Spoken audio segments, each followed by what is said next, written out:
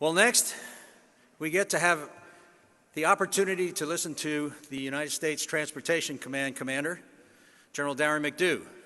Now, General Darren McDew is a 1982 graduate of VMI. I knew there'd be a few of you guys hooting and hollering out there. He started out in tankers. He was in tankers for a while. He eventually moved up the staff, doing all kinds of great things, ended up doing some C-17 work, before which he was assigned as the military aide to the president. He's worked in legislative affairs. He's done the joint staff. He was the Deputy 18th Air Force Commander. He was the 18th Air Force Commander, and he was the Air Mobility Command Commander. I can't think of anyone better qualified to be serving as the United States Transportation Command Commander. Now, I will tell you one thing. You read all that, and about his bio, you know all that. But I'm going to give you a little tidbit that you probably didn't know. Because I mentioned he was a cadet in 1982, and he came for an orientation flight on a KC-135. So as a cadet, he flew in the back of a 135. I know that for sure because I was the aircraft commander that day, and that's when I first met Darren McDew. He's a man with tremendous talent. I consider him a great friend, and even though you don't see him sitting here, I'm going to say, ladies and gentlemen, please welcome General Darren McDew. He's hiding.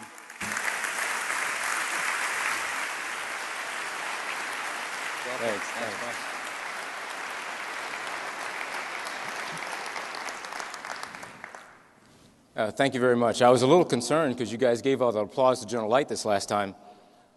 So I was a little concerned. So I had to bring out my beverage of choice. They typically put water back here, and that doesn't do a lot for me. I'm a Southern boy, as you know. And this is, in fact, the nectar of the gods, Diet Coke. So I'll have that here a little bit.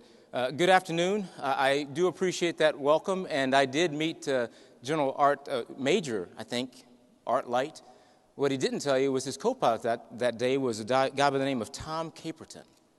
How do I remember that? Tom Caperton ended up being my instructor at Castle when I went through initial qual in the 135. I was meant to be here. Now, I don't know how many of you remember last year, there was a guy by the name of Dan Clark who spoke. Remember him? Great motivational speaker, an amazing man, great credentials. Well, I had some envy going last year. He's an former NFL player, I believe, tall, good-looking guy. But I said, well, what's the difference between him and me? That wasn't the funny part. So I said, well, the difference is he's got a hero video. Now, he's got a hero video that has all kinds of celebrities talking good things about him. It says he's got theme music. He's got all this cool stuff that happens that gives him kind of street cred, validates who he is. So I now have people. So I said, I want a hero video. So let's play the video.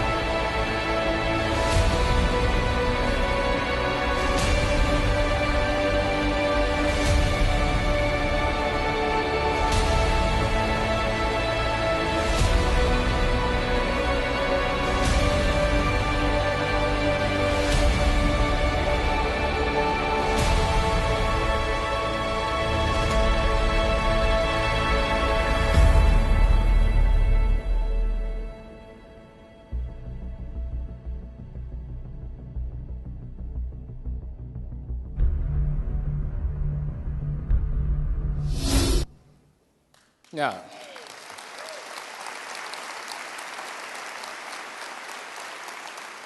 I hope you're able to notice the difference between Dan Clark's hero video and mine. He had celebrities. I got real heroes.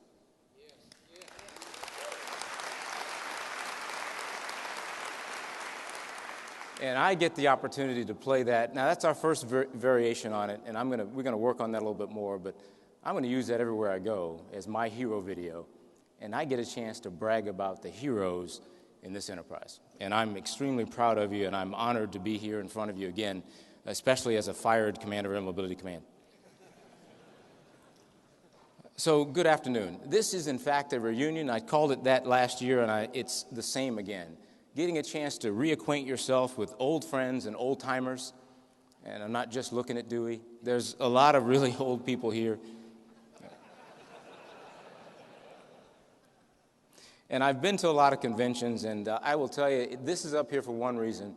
I'm good at doing this, and bear with me for a minute while I walk through this. For those of you that are coming here for the very first time, you don't understand yet how powerful this event is. Not every event is opened up by the Secretary and the Chief, only to be followed up by the 17th Chief Master Sergeant of the Air Force. General Welsh and Secretary James, and Chief Cody, we should thank them very much for the time that they commit to our airmen. I was feeling pretty good until I listened to them. I had remarks prepared, and they stole everything I was prepared to say. And then I panicked. But I have people, and they had a couple hours to work. So I've got remarks again. So it works out really well for me. I want to pause and recognize a couple of great leaders that are out here that are they're going to be at their last ATA in uniform, and I want to acknowledge both of them for their service. Chief Master Sergeants Gamble and Chief Master Sergeant Rodewald. This will be their last one, and the reason I'm singling them out, and there's other people that will be here for the last time, these two have personally mentored me and helped me become successful and helped me lead, and I want to thank them very much. And I will say this, I will take my cousin Vicky's quote, which is, "I've never met an airman I don't love." And that love will keep them close, and I just want to say, both of you, thank you very, very much.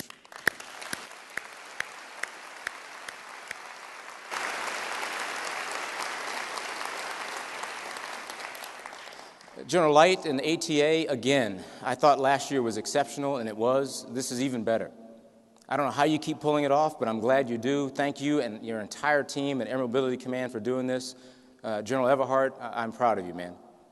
I really am. And so what you have done with the command already and what you're going to do is going to be extraordinary.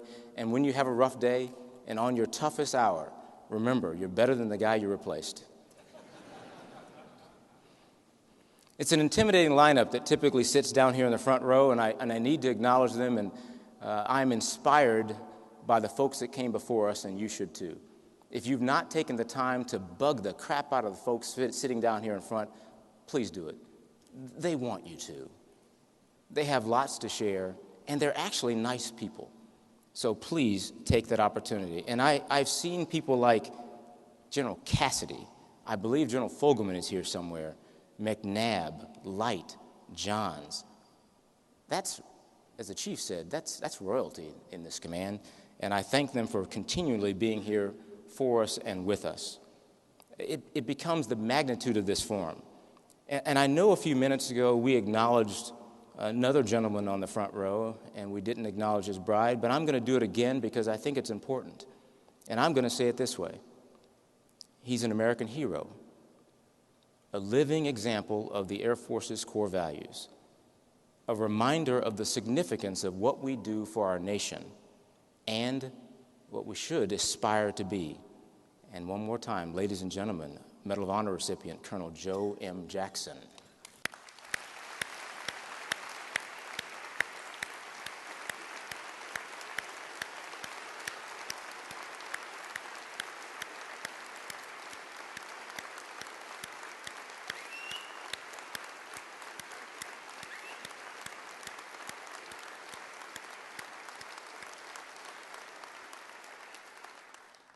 We should never take his service or the other recipients or your service for granted. So doing it more than once, I think in this case is okay. I also want to thank all of you for attending and just being who you are.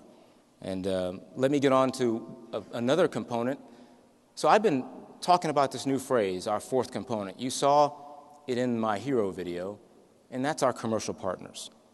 More than 50 of them have joined us for this ATA, and unlike the 12th man in football, they're actually on the field, in the game, making plays, making such significant plays that I know for a fact, we could not win without them.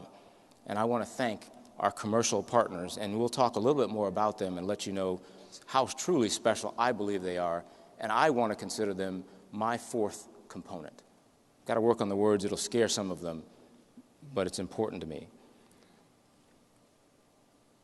I talked about Mobility Airmen, but let me tell you, it's been just a couple months since I've taken command of Transportation Command, and just a little bit longer than that since I was fired at AMC. The chief wants me to stop saying that. And I said, Chief, I did not leave on my own. It was not my choice to leave.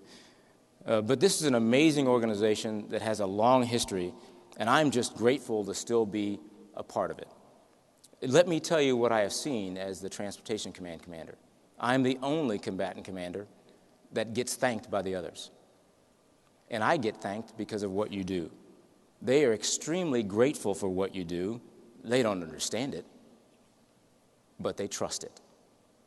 I was reading in my classified reports the other day, there are some countries that can't project themselves out beyond 30 miles from their capital.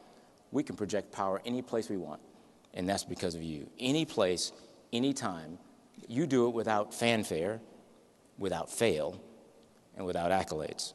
Now, speaking of the world, sometimes we get so busy with the operations we conduct and support that we have a tendency to sometimes having that blur. And at night on the news, you can become numb to what you see every day. Show the video, please. President Obama got an update on the Ebola crisis today. Afterward, he said the chances of a quake so big it shook Mount Everest. Now the United States is sending a disaster response team and $1 million. Iraq has formally announced the start of a military offensive to liberate Anbar province from ISIL militants. The ultimate aim. The U.S. military is flying manned surveillance flights over Nigeria at the request of the Nigerian government in search of the nearly 300 missing girls kidnapped by Boko Haram. Baltic states are mulling a joint air defense system amid regional tensions with Russia. The defense. Right now, breaking news. This is significant. Getting reports minutes ago that Russia has launched airstrikes in Syria, demanding the U.S. Jim Sciutto, he's in Manila right now in the Philippines. He has an exclusive report on that confrontation between the Chinese military and a U.S. spy plane. Jim, tell our viewers. Our starting point today, the escalating tensions between the two Koreas. Emergency meetings have been held in Seoul and Pyongyang. Russia's presidential spokesman has said the recent escalation in eastern Ukraine is an apparent violation of the Minsk agreements. For more on what... Finally, we've just learned, Jenna, from NORAD that Russian warplanes were sighted off the coast of California and Alaska on July 4th. Good evening. We learned today it will be up to the next president to end the American war in Afghanistan, a conflict that has lasted. But we want to begin this morning in India. As we mentioned, this is day one of the president's historic visit. No sitting president has ever made a second trip to that country before. Something I believe came up in the news conference.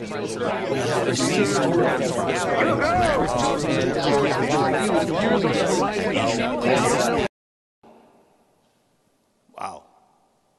That's just been a year. I mean, can you imagine that? Russia, China, Middle East, West Africa, POTUS movements, natural disasters, all since we met last year. In that short excerpt, I hope you saw the number of major events you supported, that we supported, and the vast span of our operations. But let me remind you, behind the headlines, there's only one constant. That's you. In every last one of those, the face of that is you. And after the headlines have lost their luster, you're still there taking care of business. The fact that you're still there after the luster is gone happens far too often because you react quickly to the crisis You make the miraculous happen, and rarely does anyone circle back to say thank you. Well, this afternoon, simply, thank you. It is recognized every time. Today, I want to take a few minutes, though, and take you back to an event recent where you rode in the front seat of what I think is history. I don't say that just from a military point of view, and it's easy to say it from a military standpoint, but this is actually from a human point of view. Walk with me for a few minutes through the despair, panic, action, hope, and ultimately success that was our response to the Ebola crisis. Nearly 40 years after first striking fear with a painful and grotesque set of symptoms, the Ebola virus is back. An outbreak of the deadly Ebola virus has killed at least 60 people in the West African nation of Guinea, and health officials say the virus may spread to neighboring countries if it's not contained. Please stay away from the dead body. Please stay away from the dead body. The Centers for Disease Control and Prevention sent a health alert today to U.S. doctors about the Ebola outbreak in West Africa, the largest ever. Since March, more than 1,200 people have been infected with the Ebola virus. More than half, 672, have died. Dr. John LaPook tells us 2 Americans are now infected. With airports on high alert for flyers with Ebola symptoms, what are the chances this deadly virus comes to the U.S.? Should we worry here? Here's the hard truth. In West Africa, Ebola is now an epidemic of the likes that we have not seen before. It's spiraling out of control. It is getting worse. It's spreading faster and exponentially. If the outbreak is not stopped now, we could be looking at hundreds of thousands of people infected with profound political and economic and security implications for all of us. On the 16th of September then, when the president kind of gave the order to go ahead and go, we were able to get C-17s airborne within 24 hours with the initial survey team for the contingency response group, and they got there about the same time that the initial team from U.S. Army Africa got there on the ground to establish the Joint Task Force. We placed 2 additional mobile medical labs into operation last week, significantly increasing the capacity for rapidly diagnosing Ebola.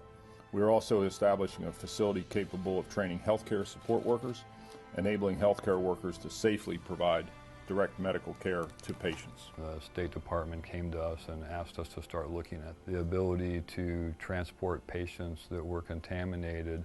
And within a month of the requirement documentation, we had a solution. United States Transportation Command is implementing the use of Transport Isolation Systems, or TIS, to safely transport infected patients inside of air mobility aircraft. Soldiers from the U.S. have arrived in the Liberian capital, Monrovia, to help fight the spread of the deadly Ebola virus. They've already started to build a 25-bed Ebola isolation center for healthcare workers infected with the disease, which will be staffed by American medics. The arrival of U.S. troops is a ray of hope for most Liberians who think the American forces will help wipe out Ebola. I just wanted to remind you, I don't think you had time to pause. The world needed help. In this case, it was West Africa. But when the world calls, they call one number, the United States of America. When the president sets these objectives, there's one other phone that rings, and that's his. And then yours. And you deliver. Remember, there was hysteria and fear and anxiety. It had set in around the world and in this country especially. And it's hard to remember how bad it was for just a second. The media quickly moved on to the next story. But let's go back and tell the rest of this story. And some good news in the fight against Ebola. New numbers from Liberia show a dramatic decline in the rate of new infections. The president announced Wednesday that all but 100 will return home by April 30th. Not to declare mission accomplished, but to mark a transition. Thanks to the hard work of our nearly 3,000 troops who deployed to West Africa. Logistics have been set up, Ebola treatment units have been built, over 1,500 African health workers have been trained.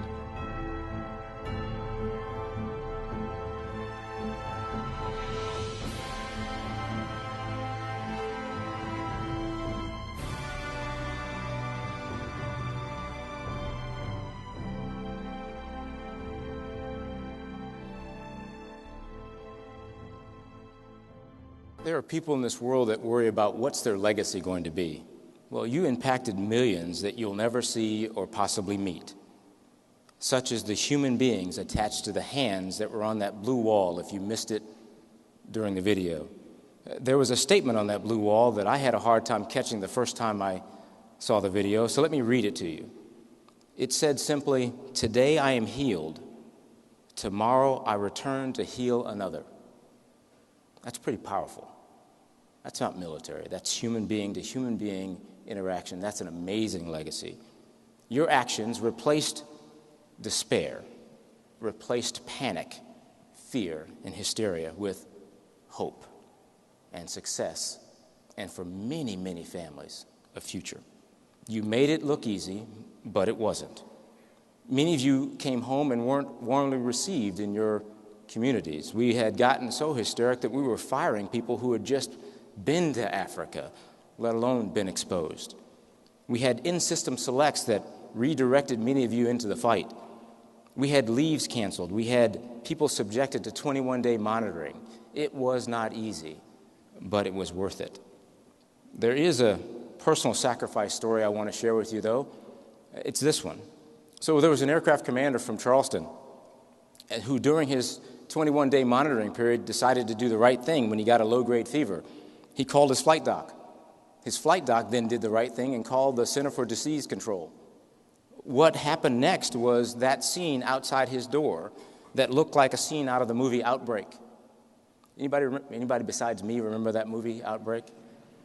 See all those suits? That was outside his door in Charleston. He then found himself in a bubble being transported to the Medical University of South Carolina.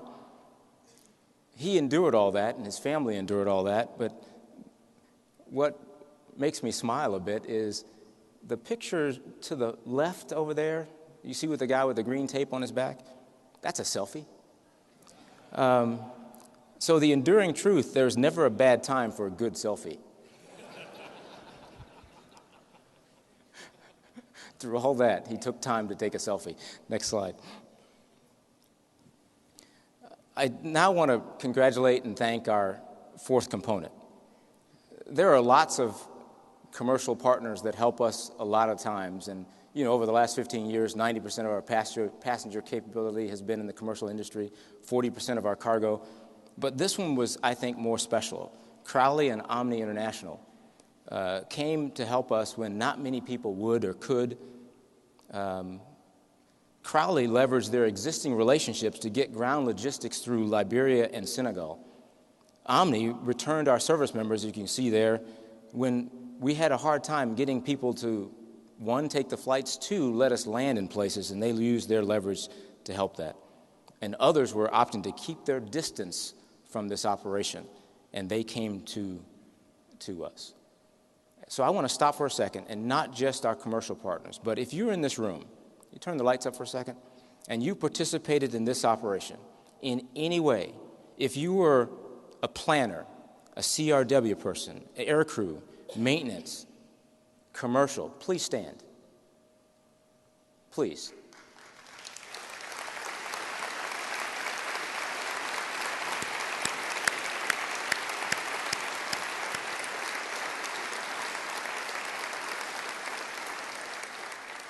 This could have been devastating for the world. You see this Time Person of the Year? Well, you are this face. You are the Person of the Year. I want to thank you for selflessly serving others. Hundreds of thousands of people you will never meet are alive today because of you. Wow. Don't go searching for your legacy. You live it every single day. I'm old enough that I can say I'm proud of this team and mean it. And your great country is proud of you as well, although they have no idea what you did. They just know you did it, and they are safe. Now, speaking of doing a lot, here's a slide that I wasn't going to show, because ad nauseum, we've been talking about this. You've heard every speaker talking about the magnitude of your operations. There's a couple reasons I put it up there. I wanted you to know that I know, that you know, that I know, that I know. because you lived it. You know what these numbers are like. The other reason I did it is I've got people, and they spent a lot of time working on this slide. It's a good-looking slide. And I couldn't help but show it. The numbers are big. And this really is the present. And keeping up with this year's theme, Mobility Airmen, Excellence in Action, Past, Present, and Future, let's talk a little bit about what I see the future looking like. Anybody have any idea what this is? It's not an 8-track cassette. It's a VHS tape rewinder. Yeah, there was a special machine made just to rewind the tapes. You know who owned these? A company called Blockbuster. Anybody heard of them? There was actually a time in our American culture where you couldn't imagine a Friday evening where you wouldn't stop by Blockbuster, pick up some VHS tapes on your way home. If it was a 3 to 4 day weekend, you'd leave there with a stack. This was binge watching before you got Netflix, right? You would have a stack of these tapes. You religiously went to this company, and they had suckered you in, even though they never had what you wanted. They had really low inventory. Somebody had already checked out the really good stuff, and then they charged you exorbitant late fees and charged you extra to use that machine that they had to rewind. I couldn't even believe that. In 1994, they were valued at $8.4 billion. That's pretty doggone amazing. They were a fixture in every corner of this country.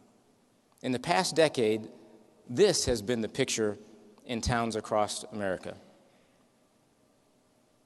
That was the be kind, please rewind thing that they had on every tape to remind you that they were going to charge you money if you didn't do it.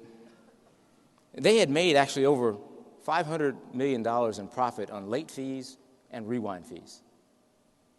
And you know what killed them? Arrogance. In 2000, Blockbuster could have purchased Netflix for $50 million. As a matter of fact, the Netflix founder, Reed Hastings, made a presentation to the Blockbuster board that said, let us handle your online stuff for you. And they dismissed him. Why in the world would a company that was so successful not take advantage of something that was coming new? They thought that this whole concept of mailing DVDs to you at your home, allowing you to select them on the internet and have them arrive at home, was not going to last. It was a phase. And they poo-pooed that CEO. They were living large. The other thing that kept them from changing was the fact that their board was the same folks who lived through the good years. So all the people that were around during the success couldn't imagine there not being success. They were the best. They were part of the fabric of the country. Why would they need to change?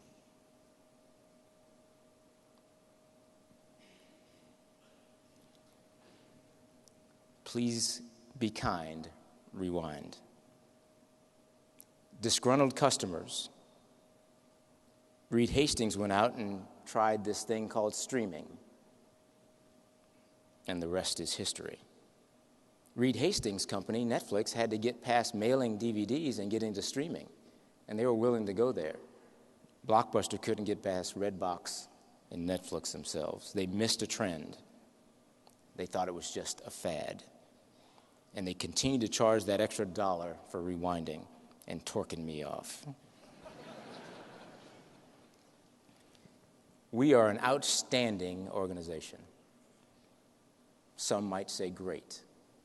Not good, but will we always be? Is there a new trend or capability out there that we aren't paying attention to that threatens to turn us into Blockbuster? I'm going to coin a verb. Will we be Blockbustered at some point? The difference is Blockbuster was dealing with shareholder value. we're dealing with the freedom of the world. We can't afford to fail. There are three big things that I think we've got to keep an eye on: cyber readiness and recapitalization. And let me go to cyber very quickly. You can't imagine a world that's not connected everywhere. It's a leap in productivity and efficiency, but it makes us doggone vulnerable. Next slide. This is a thing that's about to come up called the Norse map. This is running live right now on the internet, and what it shows you is every single attack that's happening on a network around the world in real time. The Joint Cyber Center, my team tells me that we have 380 attacks a day at Transcom. Look at the hot spot in the center of the United States. Those are the cornfields of Illinois and Scott Air Force Base. That should make you nervous. We have made strides, but a lot of our capability is not inside our enclave and our network. It lies with our commercial partners and those folks outside the DoDIN that we need to work with. Next slide. This is a readiness slide that concerns me a lot. If you look back to the early parts of the 2000s, 2010, look at those numbers and look where we are today in billions of dollars. So with that decline in revenue, how will we keep everybody ready? Go one block to the right of that. Look at how long we're going to keep the C-17 around, 40 years at about 1,000 hours per jet per year. But look just below that. That's what we're actually flying. And that's the result if we keep that pace. Those numbers roughly equate to 2033 and 2024. That's a big difference. And let me give you a secret. There's no replacement between now and those times. We've got to do something different. Look at the numbers of the U.S. flagged vessels. I know you're going, okay, we're airmen. We don't care about boats. I said that too 2 months ago. I care now, and they're called ships.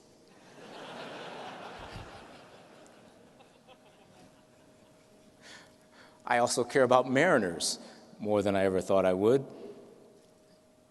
The reason I care so much is look at how much those U.S. flagged vessels have come down, and look at what 60 ships will do you in C-17s. That's 18,000 C-17s, by the way. So why do I care about ships? Why should you care about ships? If we're going to extend the life of the C-17, which we'll need to, you need me to make sure that we've got ships. And our country needs this discussion to happen. People say that there's lots of ships out there that can move our goods and services. But who owns them? When we go to war the next time, you want U.S. flagged ships?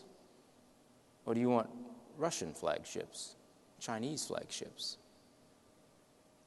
I would say that we want to have a core set of U.S. flagged ships that we can rely on in this country that we know can get our goods to the fight. That's why we all should care. And that's very, very important to all of us in this enterprise. And 18,000 is a lot of C-17s. Next slide. I had about 35 minutes worth of talk on tankers, and I was going to start with what's in common with these two airplanes. But General Welsh did an excellent job of walking you down the legacy and history of this magnificent airframe. So I'm going to cut my 35 minutes of tanker talk down to about 35 seconds, not to belittle the contribution, but because I think he did it better than I could do justice. But why do we put it there? Because I'm just as concerned that we need the next variant on the table right now. I'm happy what I'm hearing lately, but we got to keep the pressure on. Next slide. So this is an important picture. It does a couple things for me. It reminds me that I was, in fact, young once. The second was that guy thought he was the best tanker pilot in the world. He was. He was a schoolhouse instructor. He's actually teaching, counting. I mean, he's doing all of those wonderful things. But that guy used to joke back in about 1989 that he would never be able to take his grandchildren to see a tanker in a museum because we'd still be flying them when his grandchildren were born. My grandson was born 8 months ago. A couple chiefs ago, the quote was from General Moseley that the mother of the last KC-135 pilot hasn't been born yet. Well, I'm committed to ensuring that she has been born now. We can't have any more delays in the program. We can't. Let's keep on the pressure. Next slide. Simply, you're our legacy. Now, you do amazing things, but I want to challenge you. I challenged you last year, and I'm going to repeat the challenge. One of my favorite books, of 100 of my favorite books, is a book built to last by the authors that did Good to Great. We are great. The book Built to Last chronicles companies that have been around for at least 100 years to get in the book. One of my favorite stories in there is about American Express. They started out as a Pony Express company. They weren't arrogant. They were willing to change when they realized that being a Pony Express company wasn't going to be their enduring future. Look at them today. There are countless other examples. Blockbuster won't ever make that book. We need to. The book talks that you should be willing to change when you're at the top of your game and not when you're in crisis. We're at the top of our game. My team gave me that quote. It's a really sophisticated quote from a good piece of literature. I go to a little bit better source for my quotes. Next slide. The Lorax, the great philosopher, the Lorax, I think says it best. You need to care about your Air Force. You need to start adding that pronoun, my, our, to your lexicon. It's not the Air Force, it's my Air Force, your Air Force. You know how best it needs to be for the future. You and I own it. We're no longer in a place where we can afford to just grouse about it and wait for somebody else to do it. It's our responsibility to hand it off in better shape than we found it. And you're the best, most talented, battle-tested Air Force we've ever had. I'm going to close now with my last video. This was at my Assumption of Command just a mere 2 months ago, and I thought I'd give you a real good quote from our boss. Next slide. None of us know when the United States will have to respond quickly to even greater crises in the coming months, or where your capabilities will be needed to save lives, defend our country, and make a better world. We know the people of Transcom will carry forward a steadfast commitment to deliver what our force requires whenever, wherever they require it. We know that it is because of these capabilities and your contributions, that we remain the finest military force the world has ever known. Thank you. Right after he said that, I got a chance to give my remarks, and I said this: I make a commitment to all of you that when our country calls, this command will be ready to respond rapidly, anywhere, anytime. And I ended it with, Mr. Secretary, I promise. I had no doubts I could make that promise because my promise is backed up by you. Every day, in thousands of ways, in every corner of this world, without fanfare and without fail. Thank you very much.